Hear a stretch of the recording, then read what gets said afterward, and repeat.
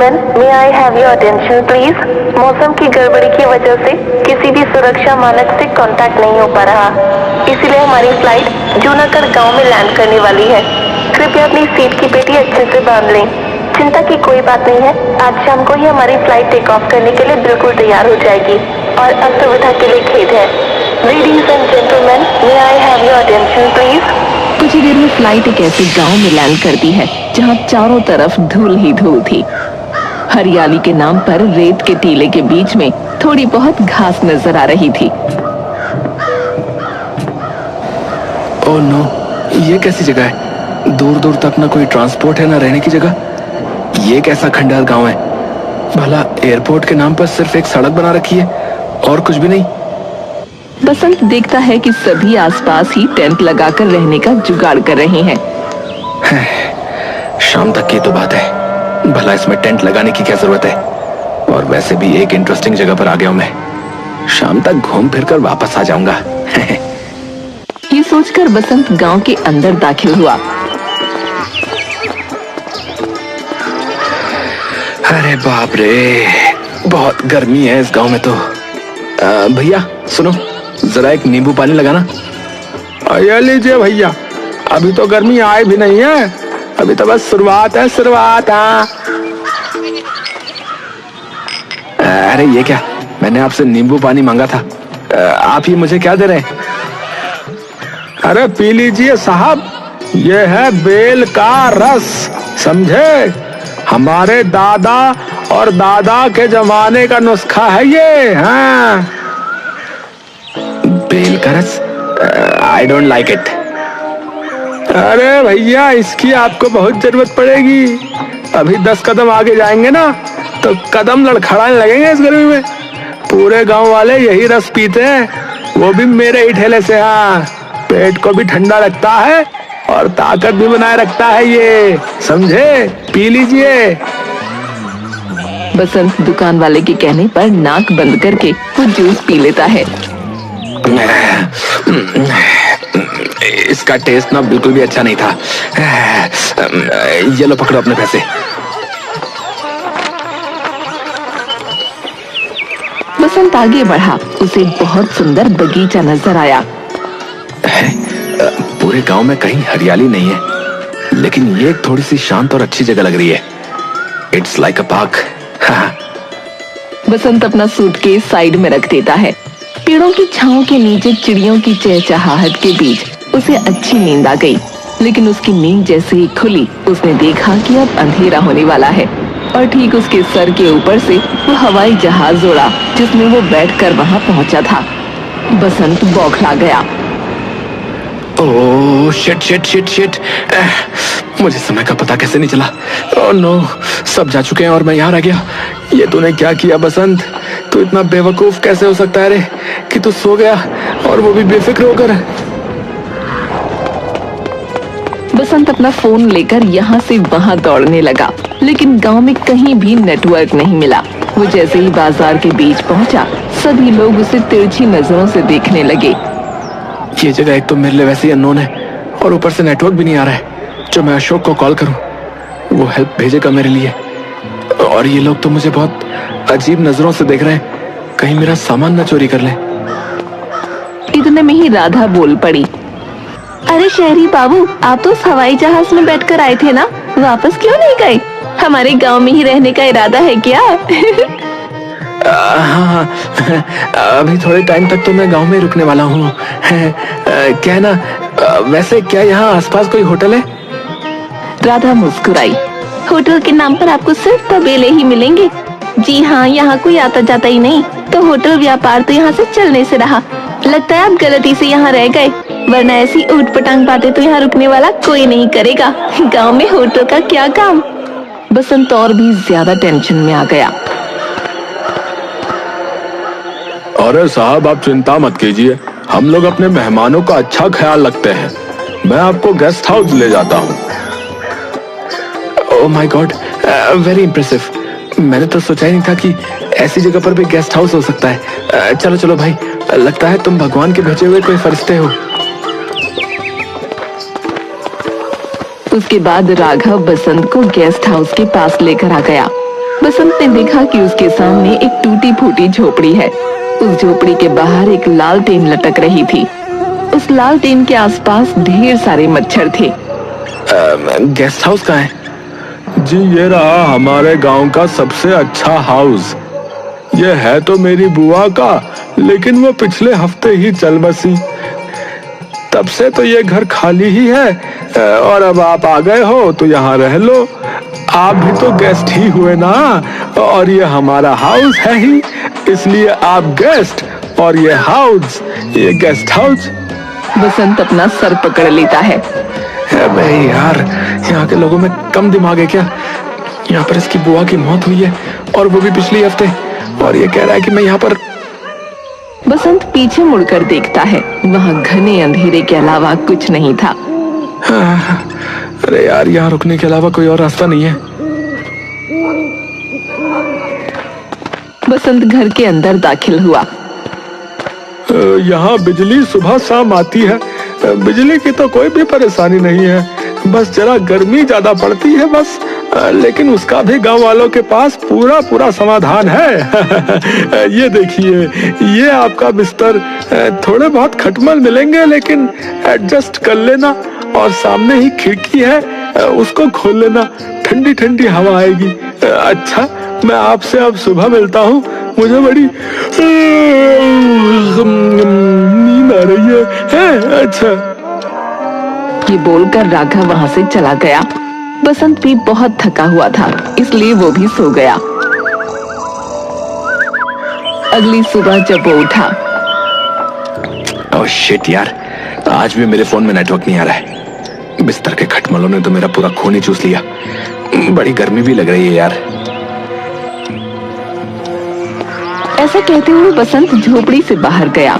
उसने देखा गौशाला के बाहर कुछ बच्चे खेल रहे हैं। उन सभी ने एक छोटा सा स्विमिंग पूल बनाया था, लेकिन उसके अंदर पानी नहीं, गोबर था। अबे छी छी छी छी, ये बच्चे गोबर में क्यों नहा रहे हैं? अरे काका, आप भी नहाओ। गोबर में नहाने से पूरा शरीर साफ हो जाता है, और सबसे अच्छी बात, ये बहुत ठंडा होता है। बड़ा मजा आता है इसमें नहाने में।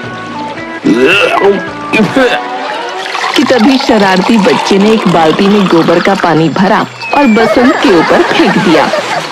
हमारी बातों पर यकीन नहीं था ना, अब तो यकीन आ गया कि गोबर से नहाने से दिमाग और शरीर दोनों ठंडा हो जाता है। बसंत भागता हुआ एक हैंडपंप के नीचे बैठ गया। अरे अरे नहीं नहीं नहीं, जल्दी से हैंडपंप चलाओ, जल्दी से पानी डालो मेरे ऊपर। इतना गंदा गंदा गोबर गया है मेरे शरीर पर। छी छी छी छी छी। अरे शहरी बाबू, बच्चों ने तुम्हारा भी दिमाग ठंडा कर दिया क्या? नहाओ नहाओ, अच्छे से नहाओ। पानी से नहाने के बाद मैं तो अच्छे से साफ हो गया, लेकिन गोबर की बदबू अभी तक आ रही है। अपने पीछे देखिए, वो अम्मा कितने प्यार से अपने घर को मिट्टी से लेप रही है। ये क्या हो रहा है? लगता है गांव के लोगों को गोबर से बहुत प्यार है। अरे सब गोबर को अगर अपने घर के बाहर लगा देते हैं तो घर के अंदर बिल्कुल एयर कंडीशनर से भी ज्यादा ठंडक रहती है। मुझे पता है आपको भी अच्छे से नींद नहीं आई रात को, इसीलिए मैंने राघव को बोल दिया था। उसने अपनी बुआ की झोपड़ी की दीवारों को अब तक तो गोबर से लेप दिया होगा। ये सुनते ही बसंत भागकर झोपड़ी के पास गया। वेरी गुड, मुझे यहाँ पहुँचने में देर हो गई और ये रहने की आखिरी जगह भी गोबर से भर गई। शाबाशी दीजिए, आपकी खातिरदारी करवाने के लिए देखो पूरी दीवार को गोबर से लीप दिया है। हाँ, अब आराम से सोना है, कोई मच्छर नहीं, कोई गर्मी नहीं। अरे लगता है सबके सब गांव वाले पागल हैं। बसंत उस बगीचे में पहुंच गया जहां उसे चैन की नींद आई थी। वो एक पेड़ के नीचे खड़ा होकर अपने फोन में नेटवर्क तलाश रहा था कि तभी उसके ऊपर पानी की कुछ बूंदें गिरी। अरे इतनी कड़कती धूप के बीच ये ठंडी ठंडी पानी की बूंदें कितनी अच्छी लगती हैं। गांव के तो हैंडपंप से भी उबला हुआ पानी निकलता है, पर ये पानी कितना ठंडा है। ऊपर वाले को मुझ पर तरस आ गया और उसने मुझ पर पानी की बौछार कर ही दी। राहत की सांस लेते हुए बसंत ने ऊपर देखा। वो देखता है कि एक इंसान पेड़ पर बैठकर छींक रहा है। उसकी छींक का पानी ही बसंत के ऊपर गिर रहा था। छी छी छी छी, ये चीख रहा था और मैं क्या क्या सोच रहा था। अरे ओ पागल, तुम पेड़ के ऊपर क्यों चढ़े हुए हो? अगर पैर फिसला ना तो सीधे पेड़ से भी ऊपर जाओगे। अरे भैया भैया, पेड़ के ऊपर बैठकर बड़ी ठंडी ठंडी हवा आती है। आहा, आज तो बड़ी धूप है। शाम को आता हूँ यहाँ पे है। हट जाओ मेरे नीचे थे, वरना तुम्हारे ऊपर ही कूद जाऊंगा मैं। जय हनुमान। बसंत फौरन अपने कदम पीछे लेता है। वो देखता है कि इतने ऊंचे पेड़ से उस आदमी ने एक ही छलांग में जमीन पर कदम रख दिया। कैसा गांव है ये, जिसे देखो कोई ना कोई गर्मी से बचने का नुस्खा ही बताया चला जा रहा है। कभी बोलते हैं पेड़ पर चढ़ जाओ, कभी बोलते हैं गोबर से नहा लो। गांव के दिमाग में भी गोबर है। छी छी छी छी, पहले तो मुझे जल्दी से दोबारा नहाना होगा। बसंत अपनी झोपड़ी के पास पहुंचा। उसने देखा कि बाथरूम की कोई सुविधा नहीं है। हैंडपंप के पास बैठकर ही नहाना होगा। एक तो इतनी कड़कती धूप, ऊपर से धूप में बैठकर नहाना। ओह माय गॉड, कब निकलूंगा मैं इस गांव से बाहर। इतनी कड़कती धूप में पानी भी बहुत गर्म हो चुका था, लेकिन बसंत को उसी से नहाना पड़ा। नहाने के बाद जब वो अपनी झोपड़ी में गया तो उसे बहुत अच्छा महसूस हुआ। लगता है राघव झूठ नहीं कह रहा था। इस गोबर वाले घर के अंदर तो सच में बहुत ठंडक है। एक्चुअली यहाँ की हवा भी अब साफ लग रही है और गोबर की तो बदबू भी नहीं रही। इम्प्रेसिव। बसंत को बहुत अच्छी नींद आई। शाम को जब वो गांव वालों के बीच पहुंचा तो उसने देखा कुछ लोग शरबत पी रहे थे। अरे ये तो वही शहरी बाबू है। अरे यहाँ आओ शहरी बाबू, ये लो शरबत पियो। नो थैंक्स, मुझे नहीं चाहिए। अरे बाबा, नाक बंद करो और सुलग जाओ, बता रहे हैं। ये सत्तू का जूस गर्मी के लिए बहुत अच्छा होता है। हाँ, पियो पियो, मजा आएगा। गांव वाले जबरदस्ती बसंत को सत्तू का रस पिला देते हैं।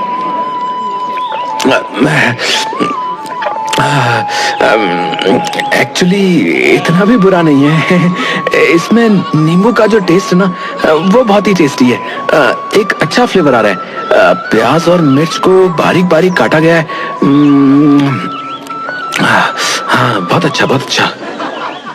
अरे यहाँ पर ऐसे ही शाम को सत्तू का रस पिया जाता है और दोपहर में भी। गर्मी में बड़ा काम आता है भैया। पेट और दिमाग दोनों ठंडा रहता है और साफ भी। हाँ, प्रोटीन भी मिलता है सो अलग। काका, यहाँ पर अगली फ्लाइट कब आने वाली है? कुछ आइडिया है आपको क्या? फ्लाइट? अरे पूरे 30 साल बाद तो एक विमान उतरा था जो कुछ ही घंटों बाद निकल गया, लेकिन एलियन की तरह आपको यहाँ छोड़ गया। अब अगला विमान कब आएगा वो तो भगवान जाने। क्या यहाँ पर टेलीफोन मिलेगा? टेलीफोन? हाँ हाँ बेटा, वो तो मिलेगा। बाकी फोन में नेटवर्क आते नहीं। बाकी हाँ, चंचल पनवाड़ी की जो दुकान है वहाँ चले जाओ। बसंत चंचल पनवाड़ी के पास पहुंचा और उसने अपने फोन से नंबर निकालकर अपने दोस्त को टेलीफोन किया। अरे तू कहाँ रह गया था भाई? तेरी फ्लाइट तो 3 दिन पहले ही यहाँ पर पहुंच गई है, लेकिन तू कहाँ रह गया? ना कोई फोन, ना कोई पता, ना कोई मैसेज। अरे यार, सच में तुझे मिलकर ही बताऊंगा। अभी बस तू इस गांव में आ जा। अरे भाई, ये जो जूनागढ़ गांव है ना यहाँ पर नेटवर्क है, ना ही कुछ और। मैं यहाँ पर फंस गया हूँ यार। भाई मुझे ले चल यहाँ से, वरना मैं पागल हो जाऊंगा, बता रहा हूँ। 2 दिन और रुका तो गांव वाले गर्मी से बचने के नुस्खे बता बता कर ना मेरा दिमाग खाली कर देंगे यार। इतने में ही फोन कट गया। हेलो हेलो, अबे अबे अबे यार, फोन क्यों कट गया यार? भैया बस आपका समय यहीं तक था भैया, बिजली जा चुकी है। ठीक है। अरे लेकिन राघव ने कहा था कि सुबह शाम बिजली आती है। मेरी उस झोपड़पट्टी में तो बिजली का कुछ है ही नहीं जो मुझे पता चले, लेकिन गांव में तो सुबह शाम आती है ना। बिल्कुल सही कहा, सुबह शाम ही आती है। आपको सुनने में गलती हुई है। उसने सुबह शाम ही कहा, लेकिन आपने सुबह से शाम सुना। लीजिए पान खाइए, मुंह बिल्कुल ठंडा कर देगा। हाँ खाइए खाइए, गर्मी में मजा आ जाएगा। एक मिनट मैं अब बताइए। ये लो एक और नुस्खा। दो भैया दो, पान भी खिलाई दो। पान खाकर बसंत के मुंह में ठंडक होने लगी। अरे भैया कमाल है, ऐसा लग रहा है कि मेरे मुंह में मेंटोस रखा हुआ हो। मजा आ गया। बसंत ने देखा कि गांव वाले जगह जगह पर पक्षियों के लिए भी पानी रखा करते थे और खाना भी। गांव वालों का दिल बहुत अच्छा था। बसंत नहीं जानता था कि आज की रात उसकी गांव में आखिरी रात है। वो अपनी झोपड़ी के अंदर लेटकर सोचने लगा। इस कमरे की ठंडक, इस गांव की शांति, चारों तरफ रेत ही रेत। गांव वालों का बात बात पर गर्मी से बचने के नुस्खे बता देना, ये सब इतना भी बुरा नहीं है। इस झोपड़ी में नींद तो बहुत अच्छी आती है। चलो सो जाता हूँ, सुबह सोचूंगा। और अगली सुबह होते ही बसंत के दरवाजे पर उसका दोस्त अशोक अपनी जीप के साथ खड़ा था। अरे क्या बात है अशोक मेरे दोस्त, तू तो बिल्कुल टाइम पर आ गया यार। तुझे मेरा पता किसने बताया यार? अरे बिल्कुल भी मुश्किल नहीं था मेरे भाई शहरी बाबू। अच्छा अब जल्दी चलो, वरना रात हो जाएगी तो रास्ता भटक जाएंगे, बता रहा हूँ। बसंत फौरन अपना सामान उठाकर जीप में बैठ गया। जब वो गांव से निकल रहा था तब सभी गांव वाले विनम्र आंखों से बसंत की ओर देख रहे थे। बसंत उन सभी को अलविदा कहता है और अपने दोस्त के साथ शहर लौट आता है। Welcome home. कैसा लग रहा है वापस से शहर की तंग गलियों में आकर? और कैसा लग रहा है एसी के सामने सोकर? वैसे गांव में तो तुम्हारा बड़ा बुरा हाल होगा नहीं? ये तो तुमने सही कहा यार, अपना घर तो अपना ही घर होता है। लेकिन वहां भी ना मुझे यार सच बताऊं तो बड़ा अच्छा महसूस हुआ यार। वहां पर एसी नहीं है यार, लेकिन एसी की जरूरत भी नहीं है। हालांकि गर्मी बहुत पड़ती है, लेकिन गर्मी से बचने का हर एक पॉसिबल तरीका है यार, और हेल्दी भी है। मानना पड़ेगा यार गांव वालों को, वो बहुत स्मार्ट लोग हैं यार। उस रात बसंत सो रहा था, तब उसे ख्याल आया। अगली सुबह होते ही वो फौरन बैंक की तरफ रवाना हो गया। उसने बैंक से कुछ पैसों का लोन लिया था। अरे भाई तू आ गया? काम वाली बता रही थी कि तू बैंक गया है, लेकिन बैंक में तेरा क्या काम? थोड़े दिनों बाद सब बता दूंगा यार। इतने में ही अशोक ने देखा कि ट्रक भर भर कर गोबर मिट्टी बसंत ने घर के बाहर खड़ी करवा रखी थी। अरे तू पागल तो नहीं हो गया है? ये सारा सामान यहाँ क्यों लेकर आया रे? अरे तू बस देखता जा यार। बसंत को बैंक से लोन मिल चुका था। बसंत किराए पर एक जमीन लेता है और वहाँ पर काम करवाना शुरू कर देता है। वो मिट्टी के छोटे छोटे घर बनाता है और उनकी गोबर से लिपाई करवा देता है। उसे झोपड़ी के अंदर एक छोटा सा बेड, एक छोटा सा मटका और टेबल भी रखता है और एक मेन्यू छपवाता है। उस मेन्यू में सत्तू का जूस, बेल का जूस और ठंडा पान भी रखवाता है। थोड़ी सी पैम्पलेट छपवाने के बाद पूरे शहर में बंटवा देता है।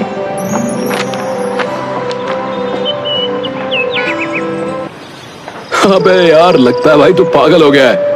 आजकल 5 स्टार के जमाने में तेरे इस विलेज होटल में कौन आना चाहेगा रे? मिट्टी के घर में कौन रहना पसंद करेगा यार? और ये मेन्यू में क्या है? ओ बेल का जूस। भाई ये क्या है भाई? इतने में ही बसंत के पास कस्टमर का कॉल आता है। जी हमने आपका पैम्फलेट देखा और हमें बड़ा ही यूनिक लगा। अब क्या है ना कि हम और हमारे बच्चे हर साल गांव तो नहीं जा पाते, पर आपने गांव का मजा शहर में ही दिलवा दिया, तो मजा आ गया। जल्दी से बता दीजिए कि आपके प्राइसेस क्या हैं? और ऐसे ही एक एक करके कस्टमर्स की लाइन लग गई। कुछ समय पहले तो कह रहा था भाई कि मैंने ठीक नहीं किया। अरे मान गए गुरु, मजा आ गया यार। बहुत अच्छा बिजनेस सेटअप तैयार कर दिया यार तुमने तो। इतना अच्छा आइडिया आया कहां से? ये सब जूनागढ़ गांव वालों की वजह से है यार। तुम देखना, उस घर में जो भी गेस्ट आएंगे ना, खुशी से पागल हो जाएंगे। गर्मी का ऐसा इंतजाम कर रखा है कि वो भूल जाएंगे कि मार्च है या दिसंबर। गांव वालों की बदौलत बसंत को एक बहुत अच्छा बिजनेस आइडिया मिल चुका था और भगवान की दुआ से उसका बिजनेस धीरे धीरे अच्छा हो रहा था। कुछ ही समय बाद बसंत ने बैंक से लिया हुआ लोन भी चुका दिया और इस बिजनेस को खूब आगे बढ़ाया। लोगों को गर्मी से बचने के लिए नुस्खे बहुत रास आ रहे थे।